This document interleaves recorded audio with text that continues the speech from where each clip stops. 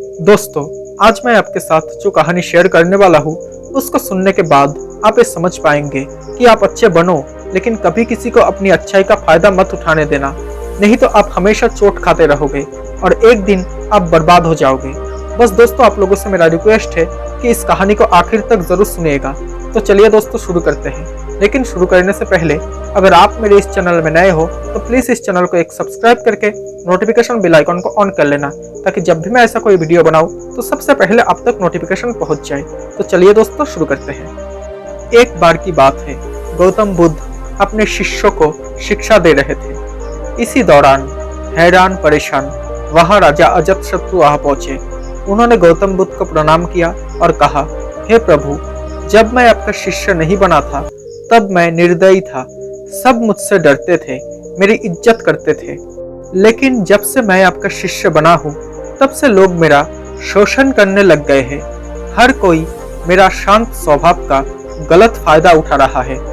मैं ऐसा इंसान था जो किसी को मौत की सजा देने के लिए 2 बार नहीं सोचता था, मगर आपके शरण में आने के बाद मैं बदल गया हूँ।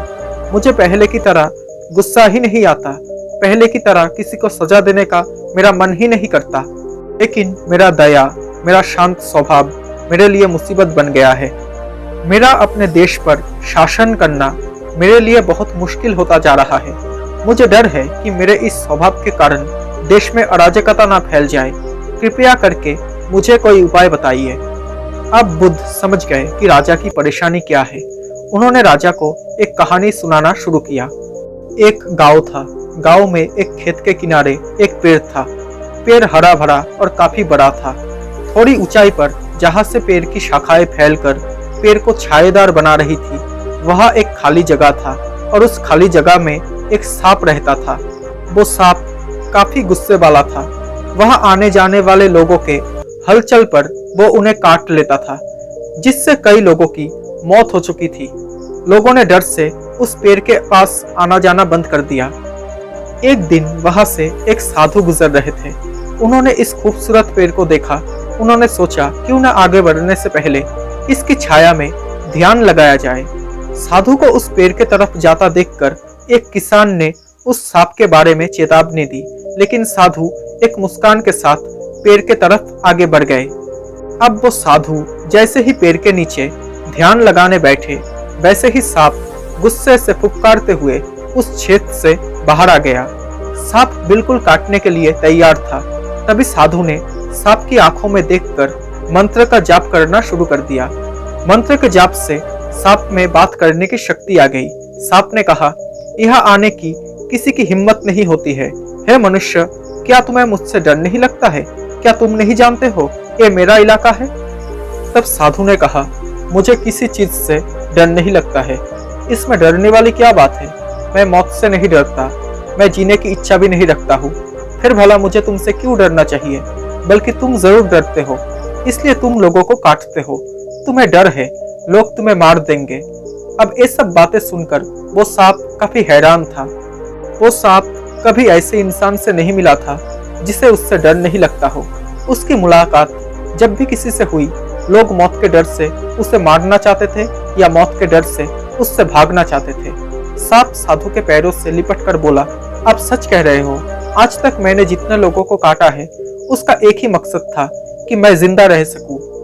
अब वो साधु ने करुणा भाव से कहा, तुम सच बोल रहे हो मेरे दोस्त, लेकिन ये मत भूलो, एक दिन जीवन खत्म हो जाएगा। जिसे एक दिन नष्ट ही हो जाना है, उसके लिए किसी की जान ले लेना उचित नहीं है। अब साधु की बातों का सांप के ऊपर बहुत प्रभाव पड़ा। उसने तय किया कि वो अब किसी को नहीं काटेगा। लेकिन जब उस सांप ने लोगों को काटना बंद कर दिया, तब इसका परिणाम उल्टा ही निकला। लोग अब उसके साथ खिलवाड़ करने लगे, उसे चोट पहुंचाने लगे, जिससे सांप अक्सर चोटिल और घायल हो जाता था। इस समय वो अपने जीवन के सबसे कष्टकारी और कठिन समय से गुजर रहा था। एक दिन दोबारा से वो साधु उस गांव में आए और उस पेड़ के नीचे बैठने चले गए। वो साधु उस सांप को देखकर हैरान रह गए। उन्होंने सांप से पूछा, तुम्हारी हालत इतनी दयनीय कैसे हो गई? तब सांप ने जवाब दिया, मैं आपके बात से बहुत प्रभावित हुआ था।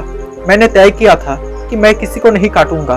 तब से लोगों ने मुझे चोट पहुंचाना शुरू कर दिया। तब साधु ने उस सांप से कहा, तुम मेरी बातों का गलत मतलब समझ बैठे।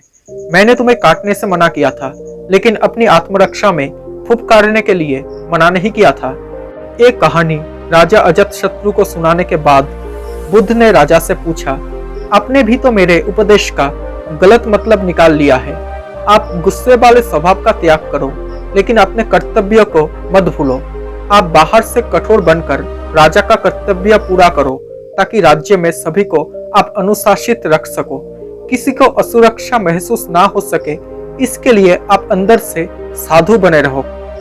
दोस्तों, इस कहानी से हमें यही सीख मिलती है कि आप जिंदगी में अच्छे बनो, लेकिन कभी किसी को अपनी अच्छाई का फायदा मत उठाने दो, नहीं तो आपका भी हाल उस सांप की तरह होगा। आप बर्बाद हो जाओगे, आप हमेशा चोट खाते रहोगे। दोस्तों, आपको ये कहानी कैसी लगी? अगर अच्छी लगी हो तो प्लीज इस वीडियो को एक लाइक कर देना। साथ ही अगर आप मेरे इस चैनल में नए हो तो प्लीज इस चैनल को एक सब्सक्राइब करके नोटिफिकेशन बेल आइकन को ऑन कर लेना, ताकि जब भी मैं ऐसा कोई वीडियो बनाऊं तो सबसे पहले आप तक नोटिफिकेशन पहुंच जाए। Thank you so much guys for watching this video. Stay happy, stay blessed. Bye.